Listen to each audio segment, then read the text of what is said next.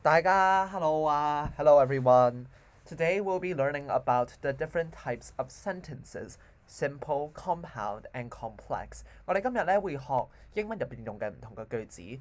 我哋咧會講咧英文啲句子點樣組成啦，佢哋組成嘅材料啦，即係獨立嘅思想同埋非獨立嘅思想，同埋咧英文入邊唔同類型嘅句子，包括簡單句子、並列句子同埋複雜句子嘅。So, what is a sentence? Well, a sentence has four parts. One, a capital letter, because in English, all letters in the beginning are capitalized. A subject, a verb, and punctuation. Sometimes there's an object as well. So, 緊英文嘅句子就有四個唔同嘅 part 嘅。首先咧就會有帶個英文字母啦，因為大家都知道英文嘅前面會有帶個英文字母，跟住咧會有嘅主體。主題咧，即係你喺一個句子做嘢嗰一個人啊，或者物件。即係如果你喺一個句子話，for example，a dog ate my homework，有隻狗食咗我嘅功課，咁 the dog 會係嘅主體。動詞就唔使講係乜嘢啦，動詞係就係嗰個 a verb 係動詞啦，即係嗰個動作啦，即係 a dog ate my homework。Ate would be the verb here, being the past tense form of eat. Ate 即係 eat 嘅過去式啦。有啲時候會有個 object 嘅，即係咧主體咧對客體會做嘅嘢嘅，即係例如 the dog ate the homework. In this case, the homework 功課係被嘅狗食咗，所以咧嘅功課咧就會係個客體。And then, depending on how complex the sentence is, there will be loads of punctuation. 最簡單嘅一個句子就會有句號啦，但係有啲時候中間會有逗號啊、分號啊、引號啊。There are many different types of punctuation for different purposes that we won't get into here. 有好多種標點符號，但係我哋呢個 video 咧就唔會 cover 得太仔細住嘅。So, a sentence is made up of clauses. 一個句子咧係攞嚟表達唔同嘅思想嘅。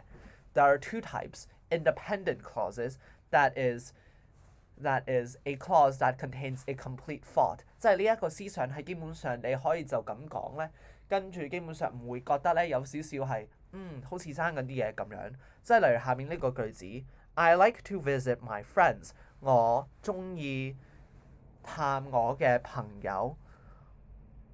你唔使再多啲仔細去講，我中意探我個朋友之後啲嘢嘅。If you add more to it, then you can add more to it, but it works on its own。你其實可以加多啲嘅，但係其實佢呢一個本身咧都已經得㗎啦。你可以同人哋話：哦，我中意探朋友，跟住佢哋都基本上明你講乜嘢嘅。所以呢啲就係獨立 independent。On the flip side，我哋有非獨立 clauses，我哋有非獨立思想啦 dependent clauses。Dependent clauses are not sentences because they do not contain a full thought。即係其實係唔獨立㗎，即係你講完之後好似爭緊啲嘢，好似你想個人繼續講落去，或者之前再加翻啲資料，因為你就咁聽咧就好似非完整。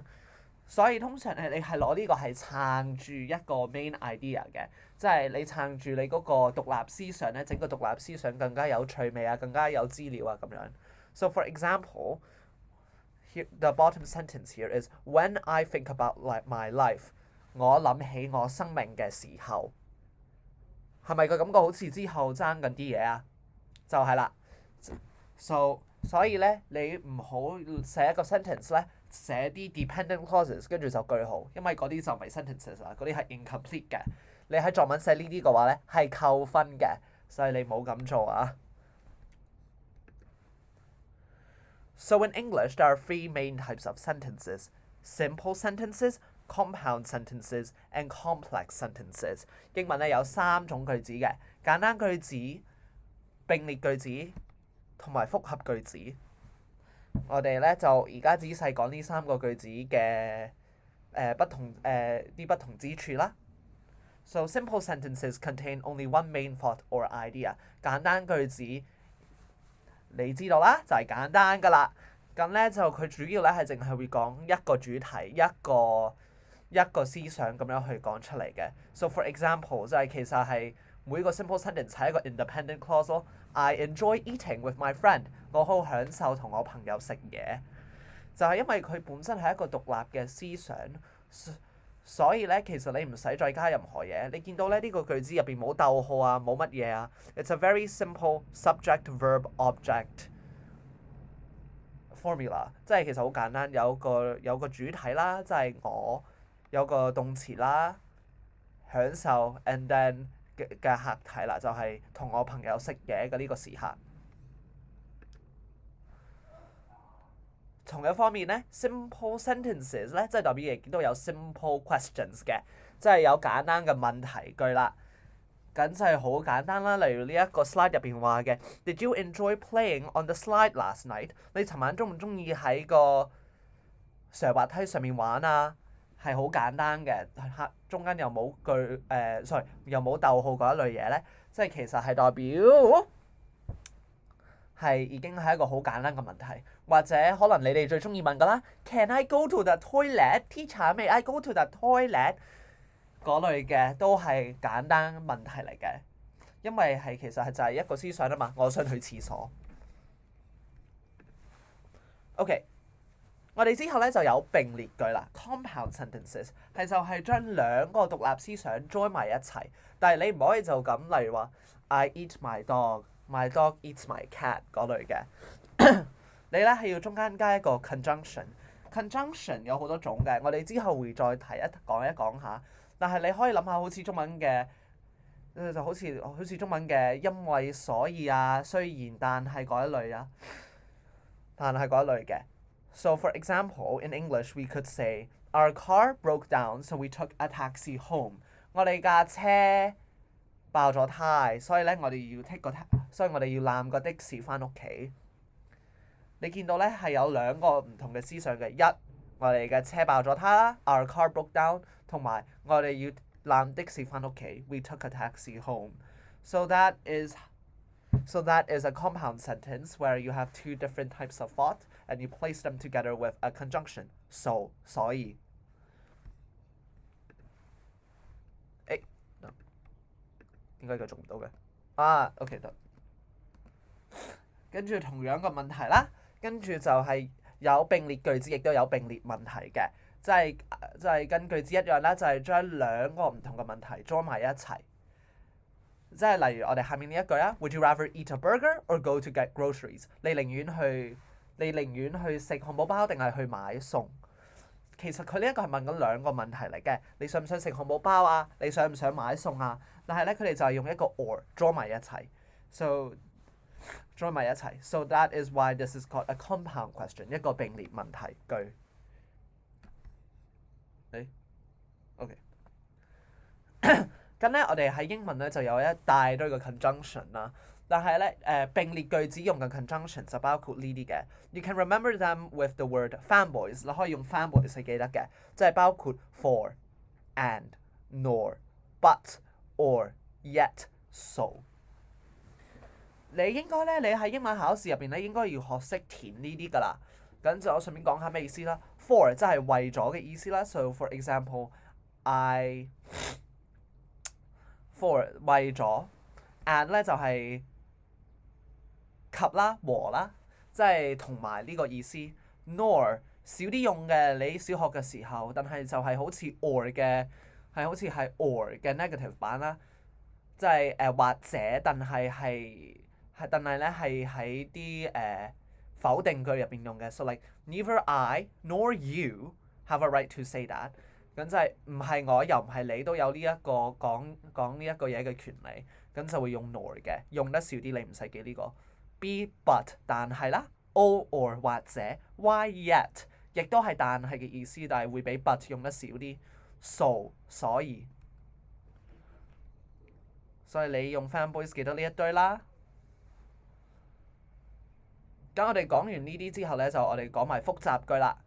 咁我唔知道你哋中文學緊複雜句未啦？你哋學緊複雜句嘅話，咁你哋應該都知道咩嚟㗎啦。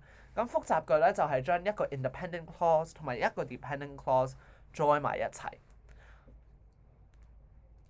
join 埋一齊，但係咧係用一個 subordinating conjunction，即係咧呢啲 conjunction 咧唔似呢啲咁，呢啲係並列噶嘛，即係其實你冇咗呢個嘅話咧，呢兩個其實係可以係獨立嘅問題，但係 subordinating conjunction 咧就係咧有少少因果關係入邊嘅，即係例如因為所以雖然但係呢啲就係 subordinating， 得唔得？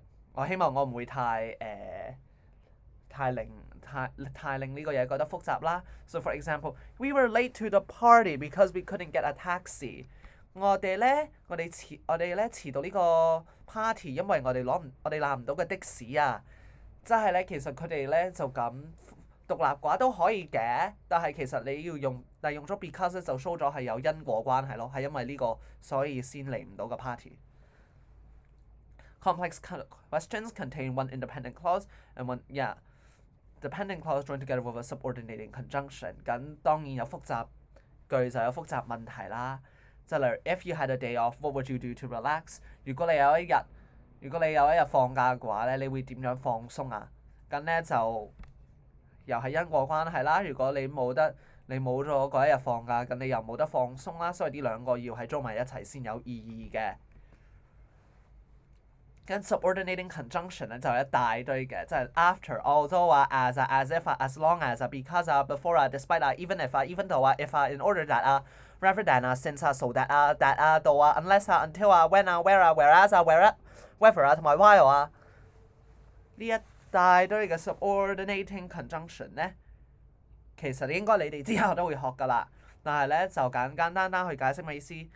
之後雖然呢個有好多嘅意思嘅，可以係因為啊、同時啊 ，as if 真係類似，即係好似有一種豈有此理嘅假設啊，即係例如，哇你豈有此理啊！你當即係例he talked to me as if he were a policeman。佢同我講嘢好似佢自己係一個警察一樣咧，即係其實係有一種豈有此理嘅好似嘅態度啦。As long as 即係類似係嗱。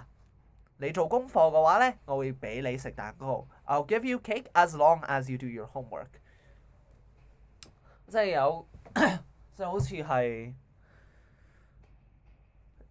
係有少少係你會喺同談判嘅時候去用嘅，即係你同阿媽，即係你可能你阿媽會話嗱，你做好呢個嘢嘅話，我就獎勵你。咁呢個嘅話咧就係 as long as。但係通常係調轉咗嘅。如果中文係你做咗 A， 我俾你 B， 英文就係我會俾你 B as long as A。Does that make sense? I hope it does. Because 我哋啱啱講咗啦，係因為 before 之前 despite 雖然 even if 雖然 even though 雖然 if 如果 in order that 為咗呢一個嘢發生 rather than 寧願呢個都唔要嗰個 since 又係因為啦，亦都可以係。自從呢個嘢過咗之後 ，so that 又係為咗呢個嘢發生啦 ，that 有好多嘅意思，我唔多提啦。though 都係基本上係雖然嘅意思啦。unless 除非 until 直到 when 幾時 where 邊度 whereas 比較特別啲，你應該都唔會用得多嘅。whereas 咧就係、I will eat whereas you will drink。我會食嘅。而你咧就會飲嘢，類似係義啦，即係喺呢一個用途嘅義啦。whether 咧 whether or not 無論啦，類似無論啦。and while 同時，你唔使記得晒嘅，你總之咧你學校教嘅嘢你記得就基本上 OK 㗎啦。你有問題嘅話咧，就喺現場問下我哋嘅 tutor 啦。跟住咧，我哋講到咁多就完㗎啦。希望呢一個 lesson 唔會太複雜啦。